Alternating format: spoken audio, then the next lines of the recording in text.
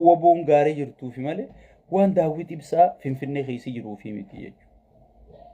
Waan mararaa guddinaa Finfinnee keessa jiruufi miti jechuudha. Waan marroo guddinaa gartee marroo dirriba gaarii jiruufi jechuudha.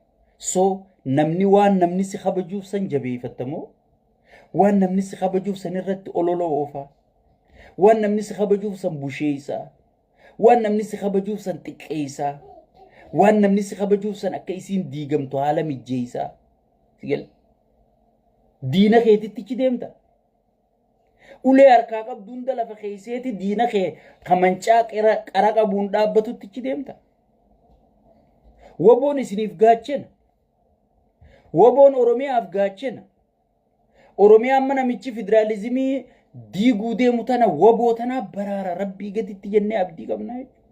Hayyoota gartee keenya addunyaarra jiru kana baraara jennee abdii qabnaa jechuudha.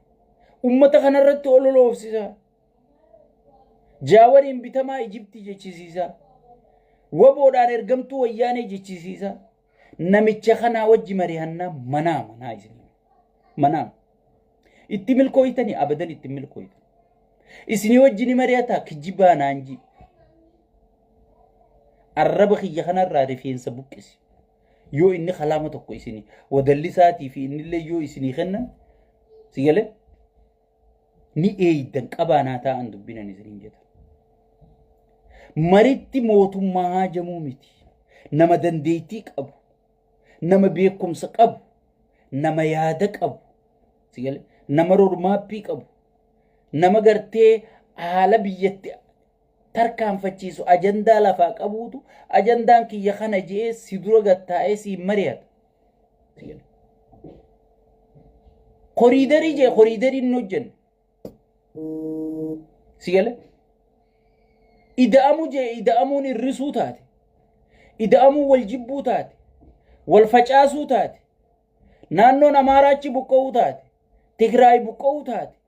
Oromiyaan adda addaan bibittinnaa'uu nageenyi dhabamuu taate jechuudha. Yaanni inni fide kanummaan dalage kami. Ya caakkaa project, ya maarree project, mee caakkaa projectii hoteelan inni irra deemaa eebisaa ture sun, paarkingiin irra deemaa eebisaa ture sun, mee galiin biyyattiin irraa harkatte tame har'a waggaa kana tame. Sigale? Bakki inni ijaaraa ture sun mindaa hojjettoota kafaluu dadhabdee cufamaa jirti. Hoteelli guddaan Karrayyuu keessa ijaaran.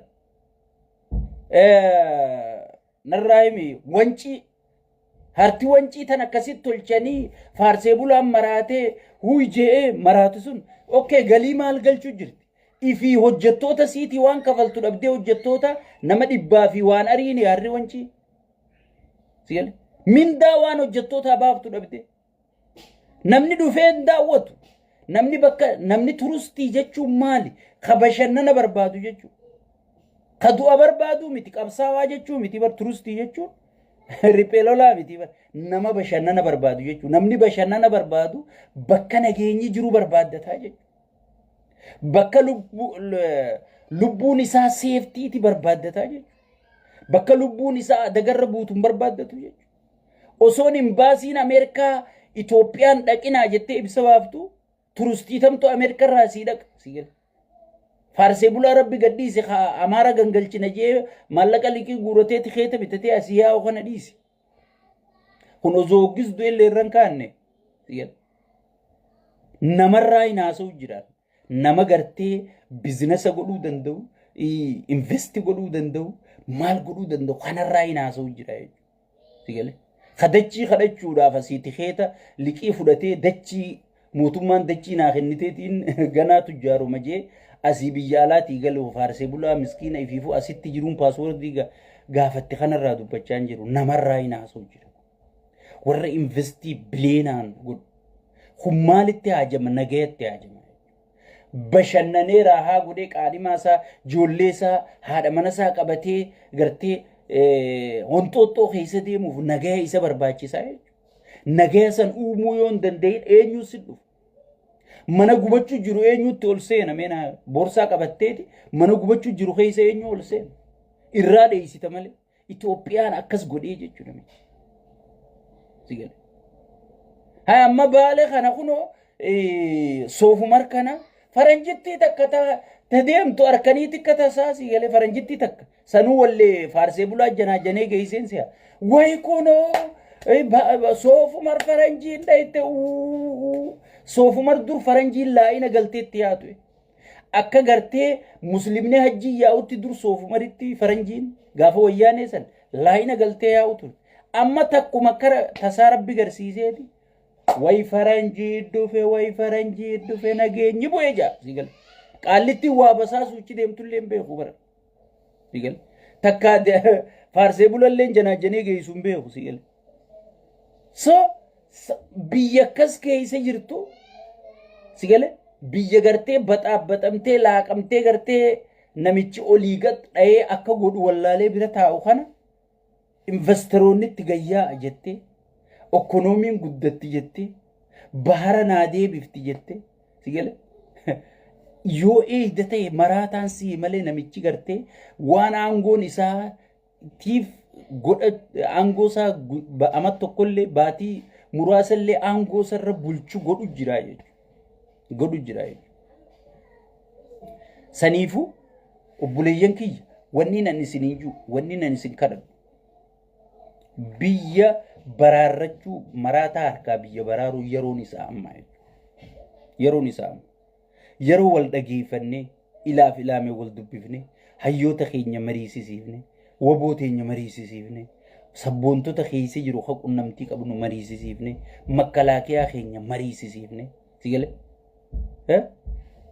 mariisisiifne yeroon gartee gatteenye biyya akkam qabaachuu qabna amma hayyoonni keenya abiyyi wajji mari'achuu dhiisi abiyyi booda akkam ta'uu qabna irratti haasa'u jiran abiyyi booda biyya akkam qabaachuu qabna irratti haasa'u jiran sigale diplomaasii akkam ollaa keenya wajji qabaachuu irratti dalaguu jiran biyya tamii wajji hariiroo keenya cimsanna jedhaniiti sigale horii Arab Emirates kan maraataan akka guuree durooyiniin bitu jiru kana Itoophiyaan akkamiif irraa kafaluu dandeessi jedhaniiti kanarra mari'achuu jiranii jechuudha. This game is over. Mootummaan kun dhumatee jira. Mootummaan naannoo Tigraay harkaan qabu. Amaaraa harkaan qabu. Oromiyaa harkaan qabu. Sigala. Oromiyaa baadiyyaa waa takka harkaan qabu. Bakka qorqorroon hin jirre mootummaan hin jirtu sigala. Sigala. Isiniif gala. Magaalaa keessaa haga tokko kaadireen gartee waraanaaniif marsitee deemti malee bakka hin jirtu jechuudha. Abbaa fedhees jeesaa jechuudha. Qeellam Wallaggatti osoo haati teessee akkatti ilaaltuuti ilma duratti itti lakkaawanii jechuudha.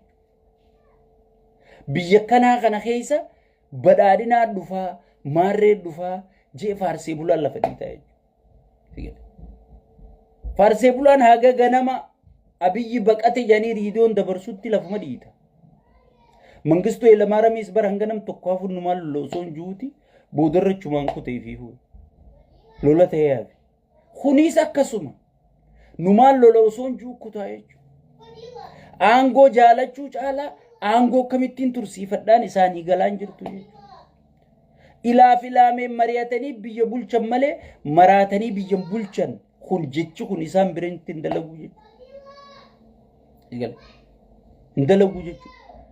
Sadiifu ummata keenya hayyoota keenyaa wajji wal dubbisa wal dhageeffadha wal jalayaa waliif abbooma wal kabaja namni yoo waliin kabanye maas bakki gahu hin jiru jechuudha.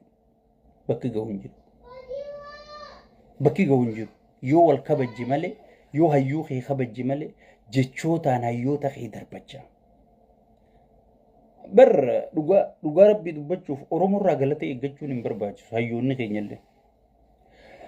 Oromoon nama isii qabsaawe Adam Jilooti jaani hayyuu Oromoo keessaa tokko Oromoof du'aniiti Oromoof badaniiti Oromoon badanii jedhan sigale. Oromoo tanaa nama keessaa jibbamtee baateeti Oromoo tanaaf xiqqaatteeti booda Oromummaan sun deebitee si xiqqeessiti jechuudha. Saniifuu awwanni isin karaddu tana jabaadha wal jabeessa yoo isin hayyoota keessan jala yaatan namni hundinuu hayyoota keessan ni kabaja nagaan naa jiraadha baay'ee isin jaalata sheeyni baay'ee isin kabaja